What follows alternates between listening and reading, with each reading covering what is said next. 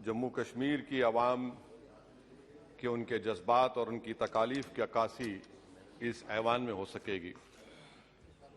शायर ने कहा कि आज वो कश्मीर है महकूम व मजबूर व फ़कीर, कल जिसे अहले नज़र कहते थे ईरान सगीर, सिनाए अफलाक से उठी है आहसोस नाक, मर्द हक होता है जब मरूब व सुल्तान व अमीर, कह रहा है दास्तान बयादारी आयाम की, कोह के दामन में वो गम खाने दे खाने पीर।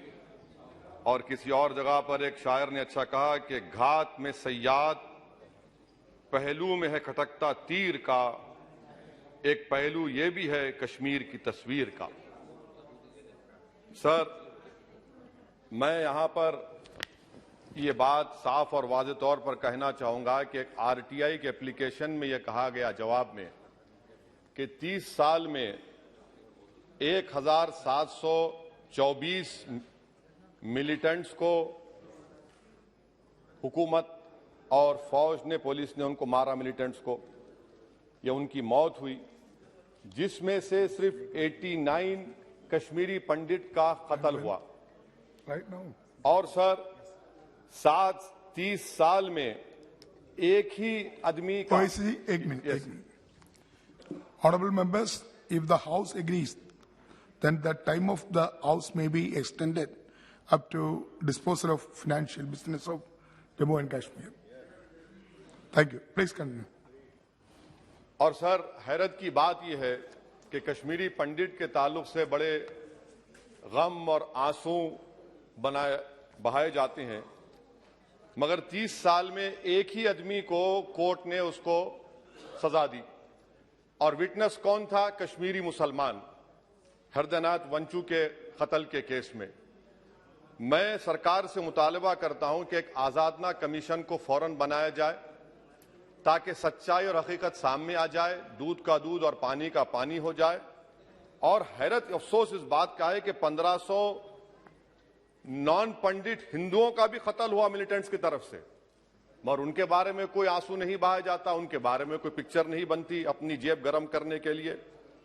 सर, दूसरी बात यह है कि जो बात यहां पर सरकार की तरफ से कही गई कि जो डिलिमिटेशन हुआ, असेंबली और पार्लिमानी हलकों की जो हदबंदी की गई, वो बड़ा ही साफ सुथरे तरीके से किया गया। कितना साफ सुथरा था देखिए सर, अनंतनाग को उन्होंने मिला दिया पूंछ और राजौरी से। इतना साफ सुथरा था कि साउथ कश्मीर एक ऐसा इलाका है जो कंप्लीट एथनिकली कश्मीरी है, वहां से आप उसको मिला दिए पूंछ और राजौरी में। अगर दिसंबर में इंतखाबात होंगे तो मुगल रोड तो बंद होगी, तो किसी को आना है तो डोडा, उधमपुर, जम्मू, पूंछ से उसको आना पड़ेगा। कितने डिस्ट्रिक्ट क्रॉस करेंगे? यह आपका साफ सुथरा मुजाहरा है। तीसरी बात यह है कि सर, मैं मोहतरमा फाइनेंस मिनिस्टर साहिबा जब जवाब देंगे, वो उस ऐवान के जरिए पूरे मुल्क को बता दें कि आपने दफा 370 को, आर्टिकल 370 को हटाने के बाद आपने कहा था कि हर मर्ज का इलाज हो जाएगा। मर्ज का इलाज नहीं हुआ, मर्ज बढ़ गया। जो मर्ज नहीं था पहले, वो मर्ज बढ़ चुका है। मैं आपके जरिए से मोहतरमा फाइनेंस मिनिस्टर साहिबा से जानना चाहूंगा कि इस ऐवान पर आप रख दें कि कितना एक पैसा इन्वेस्ट हुआ नहीं हुआ। एमओयू की बात मत करिए, कागजात तो बहुत निकलेंगे, मगर एमओयू नहीं बल्कि एक पैसा कितना आपने इन्वेस्ट कश्मीर में करवाया। दूसरी बात यह है सर, एक तरफ सरकार बोलती है हम प्राइवेटाइज करेंगे पूरे मुल्क में, एलआईसी और सब चीज, मगर यहां पर हॉर्टिकल्चर को पब्लिक सेक्टर अंडरटेकिंग बना दिया गया। जो कश्मीरी अपना सेब बेचता था, आप उसको कह रहे हैं नहीं अब हम पीएसयू बना दिए। यह आपका साफ सुथरा और आपकी राह दिखाता है। पावर आपका बरकी का, आपने उसको सेंट्रल पीएसयू से जोड़ दिया। तीसरी बात यह सर, आपकी इकोनॉमिक पॉलिसी है क्या फिर कश्मीर के लिए? यहां पर एक पॉलिसी, वहां पर एक पॉलिसी, कौन सी कंटिन्यूएशन है? आप तो यहां पर एक अपना रहे हैं, वहां पर अलग लोग अपना रहे हैं, इसमें कोई इंटीग्रेशन नहीं है। सर, फार्मा ट्रेडर्स पर धावे हो गए, रेट पड़ गया। जो सप्लायर्स है उन पर रेट पड़ गया। टोल पोस्ट खत्म कर दिया आपने। 114 राइस मिल बंद करने के दहाने पर आ गए। इसका जवाब नहीं है सही है गलत है। अच्छा सर, फिर आप देखिए कि एक और बात मैं आपके गोशे गुजार करना चाह रहा हूं कि इकोनॉमिक डिपेंडेंस आप इतना कर दे रहे कश्मीरियों के ऊपर, यानी आप कल ये बताएंगे, मैं खत्म कर रहा हूं सर, कल आप ये बताएंगे कि नहीं नहीं हमने तो इतना पैसा दिया था सर, कि आप ये इकोनॉमिक पॉलिसी क्या है आपकी? और अनएम्प्लॉयमेंट कितना है सर कश्मीर में आज? अनएम्प्लॉयमेंट सर आज कश्मीर में 7.2% है। ऑल इंडिया पूरे भारत में ज्यादा अनएम्प्लॉयमेंट है। तो 370 निकाल के आपने क्या किया सर? अनएम्प्लॉयमेंट वहां और बढ़ गया। अच्छा सर, ये और एक बात आपसे कर रहा हूं, जे की आईडीसी सर, ये जे की आईडीसी ऐसा आपने एक शैतान को बना दिया आपने, वहां पर एक शैतान को क्रिएट कर दिया आपने जे की आईडीसी को। और जमीन किसी की भी ली जा सकती है, पुलिस साथ रहेगी और उसके फैसले को कोर्ट में चैलेंज नहीं किया जाएगा।